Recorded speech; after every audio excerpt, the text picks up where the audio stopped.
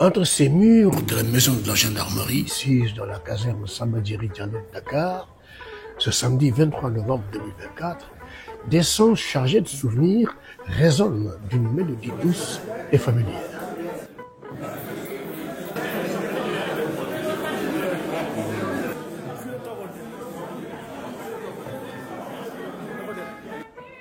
C'est ici, sous le regard bienveillant des doyens Cham Maguette et Diagne Dabi, oui, ils aiment s'appeler dans l'arrangement des noms sénégalais de leur jeunesse, que les anciens élèves du prestigieux Collège Blanchot de Saint-Louis du Sénégal, aujourd'hui tous à la retraite, se retrouvent après des décennies de belles empreintes laissées sur la société.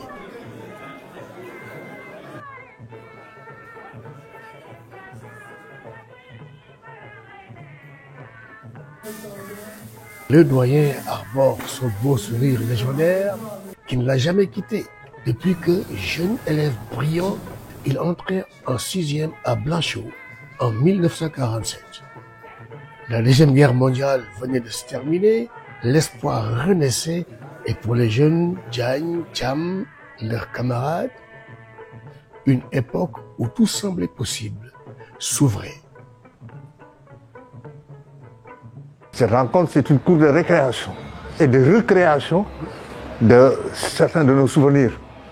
Souvenirs de collégiens, souvenirs d'enfance, ceux qui étaient des scouts, qui avaient partagé les terrains de basket, les terrains de foot, etc., etc.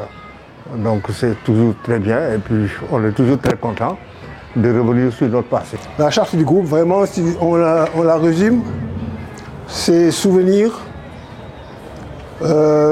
générosité et solidarité. C'est le fondement, le socle sur lequel s'est assis le groupe et c'est son mode de fonctionnement tout autant. Solidarité envers tous ceux qui sont nécessités, soit pour cause de maladie, soit pour cause de destin funéraire, soit pour cause de mauvaise santé. Mais aussi une solidarité dans la connaissance même de la gestion du troisième âge, qui permet aux autres d'apporter toujours leur expérience, puisque nous avons parmi nous des diplômés et des experts de médecine, des experts dans tous les domaines. Et donc cette gestion de la santé du troisième âge se fait au niveau de l'acquisition des connaissances. Et ensuite, ça se fait aussi au niveau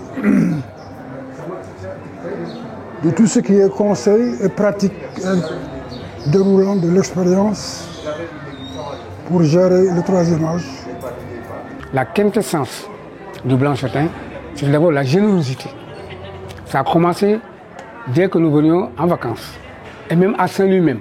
Donc, ceux qui avaient des correspondants, qu'on les appelait à l'époque des tuteurs, prenaient leurs camarades, les amenaient là-bas, et donc c'est pour un peu avec l'internat, manger, boire, dormir, avoir le gîte et tout, et avec l'accueil que l'on connaît au Saint-Louisien, donc et la courtoisie saint-louisienne et l'hospitalité saint-louisienne.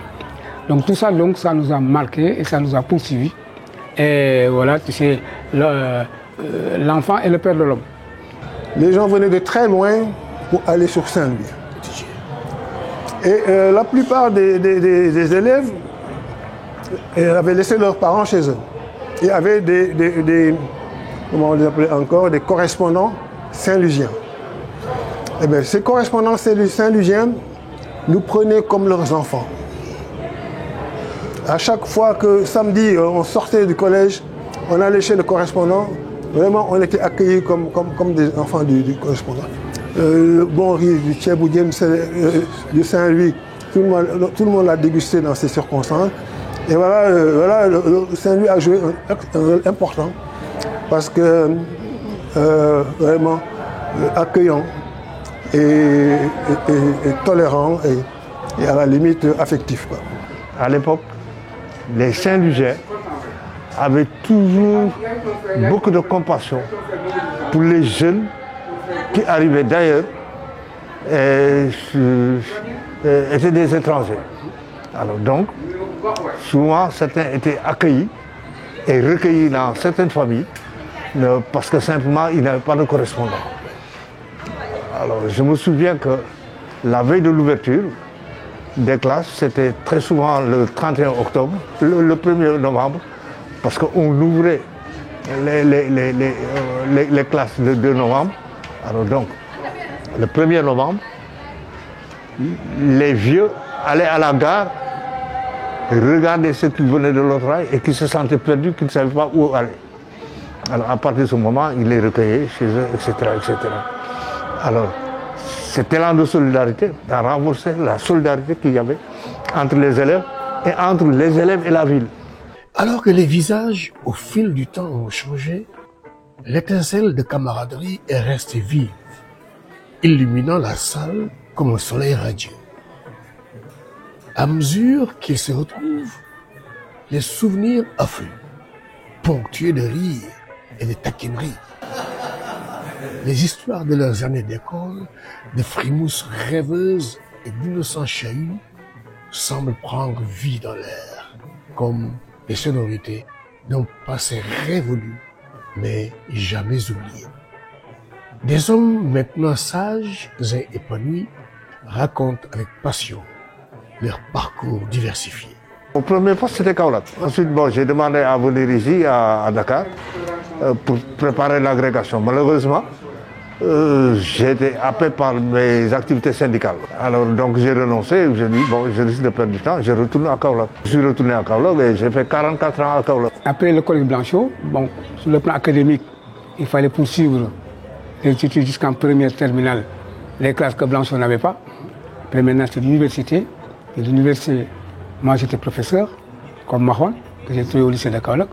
Un an après, en retard pour le dossier dans les NAM, j'étais obligé de me rabattre sur le concours des commissaires de police, avec insistance de mes parents. Ça peut être bizarre, enseignement police.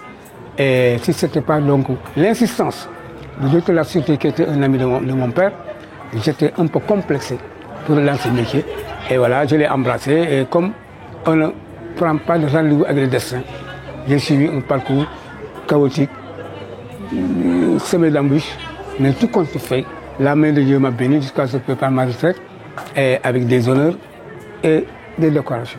Et là, on se retrouve à plus de 135 membres, dont le plus jeune a 76 ans. Donc un groupe assez délicat quand on traite avec ce personnel de cet âge. Et donc partir, ça fait un peu souffler, on fait ouf, enfin, parce que c'est pas facile de diriger une équipe du troisième âge dans un contexte informel. Surtout c'est ça qui est le contexte informel. Sont membres les Blanchotins qui adhèrent à la charte du groupe. Entre rires éclatants et larmes discrètes, ils évoquent des carrières florissantes, des vocations au service du public et des engagements au sein d'œuvres de charité. Chacun d'eux, à sa manière, a contribué à changer le monde, à laisser une empreinte sur sa communauté, nourrie par les valeurs inculquées à Blanchot, par l'esprit Blanchot. L'esprit Blanchot, comme tu l'as si bien dit, existe bel et bien. Exemple, nous, les derniers des promotions de Blanchot, parce que la première promotion était de 46 ou 47. Et la dernière, toute dernière, a quitté Blanchot en 62, c'est-à-dire a commencé Blanchot dans l'année scolaire 61-62.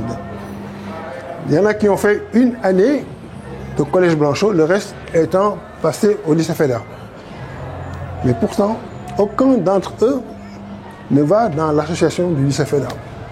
En les observant, on sent la force de cette camaraderie, née dans l'insouciance de leur enfance, mais renforcée par les épreuves de la vie. Les yeux brillants, ils se promettent de ne jamais laisser le temps effacer ce lien précieux, comme une étoile qui scintille au firmament des souvenirs. Ce rassemblement n'est pas qu'une réunion de retrouvailles, c'est une célébration de la vie, une ode à l'amitié qui perdure au-delà de la vie. un hommage à la richesse de leur parcours et à la beauté des liens indéfectibles. Dans chaque mot, dans chaque regard, on perçoit l'essence même de ce qu'est véritablement une alma mater, une source d'inspiration, un foyer d'émotion, une communauté pour la vie.